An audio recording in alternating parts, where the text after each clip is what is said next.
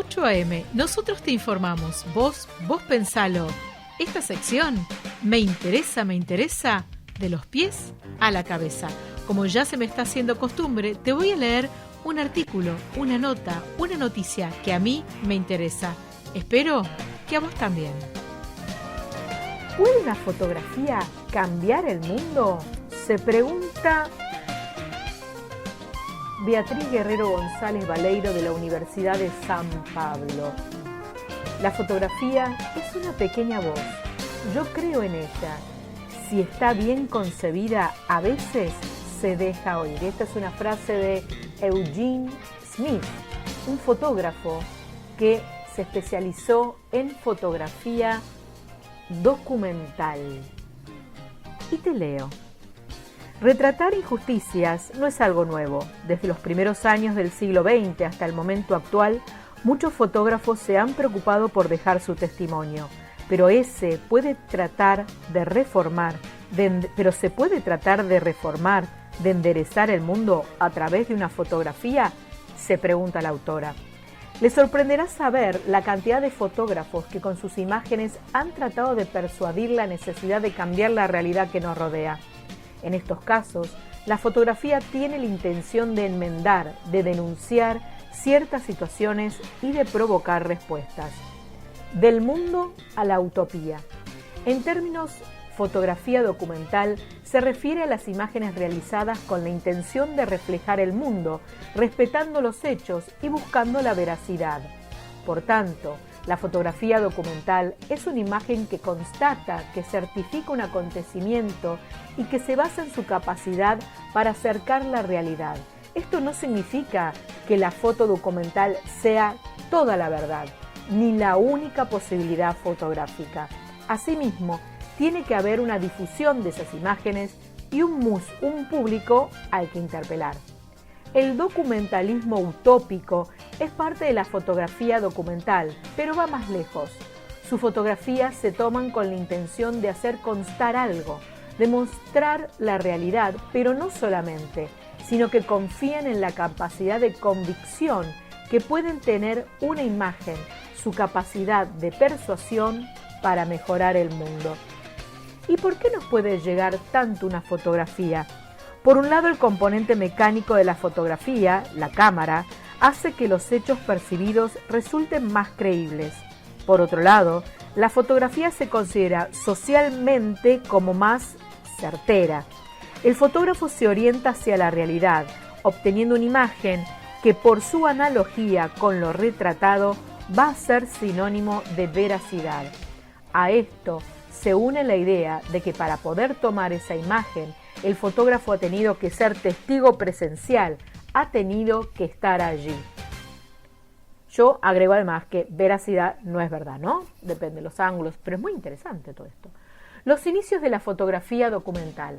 Las primeras imágenes realizadas con una cámara se obtuvieron hace casi 2 siglos. 2 siglos ya, mamita. Y ya desde sus inicios la fotografía se debatió entre ser documental, acercándose a la realidad y representando los hechos, o artística, expresando sentimientos y fabricando escenas, es decir, la verdad o la belleza. Sin embargo, la intención documental en la fotografía no surgirá hasta finales del siglo XIX y los primeros años del siglo XX. Los inicios se sitúan en Nueva York de la mano de Jacob August Riis y de Louis Hine. Ambos realizaron fotografías de temática social con la intención última de dar a conocer ciertas desigualdades para reformarlas. No debe pasarse por alto en estos años el paso a una sociedad industrializada que estaba generando grandes desigualdades. En 1980, Jacob Riis, inmigrante de origen danés, consciente de los límites de la palabra escrita para describir los hechos, comenzó a tomar fotografías mostrando la desprotección y condiciones de vida de los inmigrantes urbanos. Unos años después, publicaba en New York Cómo vive la otra mitad. El libro tuvo una gran trascendencia y generó una reforma urbanística en las zonas menos favorecidas de la ciudad, como la construcción de patios de recreo o zonas ajardinadas. A comienzos del siglo XX, Louis Hine, el primer sociólogo que se hizo escuchar con una cámara, realizó fotografías de los inmigrantes que llegaban a la isla de Ellis, mostrando su adaptación a una nueva vida. No obstante, sus trabajos más importantes fueron sobre la explotación infantil en minas y fábricas textiles. Gracias a estas imágenes, consiguió impulsar la Ley de Protección Laboral de Menores. Esta intención de reforma se mantendrá en la década de los años 30, también en Estados Unidos, a través de la Farm Security Administration, un conjunto de reformas y subsidios aprobados durante el gobierno de Roosevelt con el objetivo de paliar los daños de la crisis del 29. Dentro de este programa se reclutó una serie de fotógrafos para concienciar, ¿no será concientizar? Bueno, acá dice concienciar a los ciudadanos mediante imágenes de la necesidad de dichas ayudas. Destacan Dorothea Lange, Walker Evans o Margaret Burke White, entre otros. Del documentalismo al fotoperiodismo.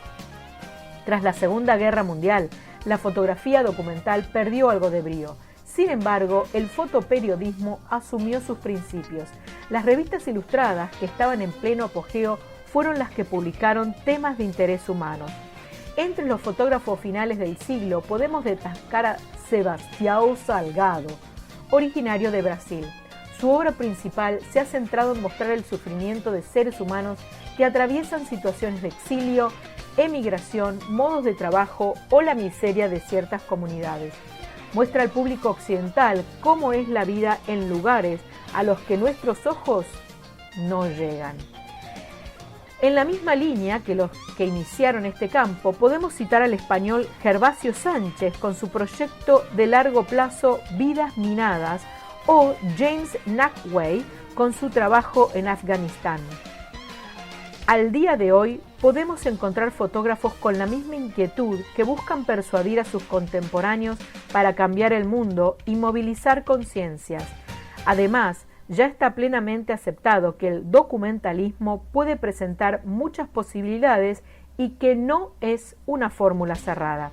Desde finales del siglo XX, el sentido de la palabra documental se ha modificado.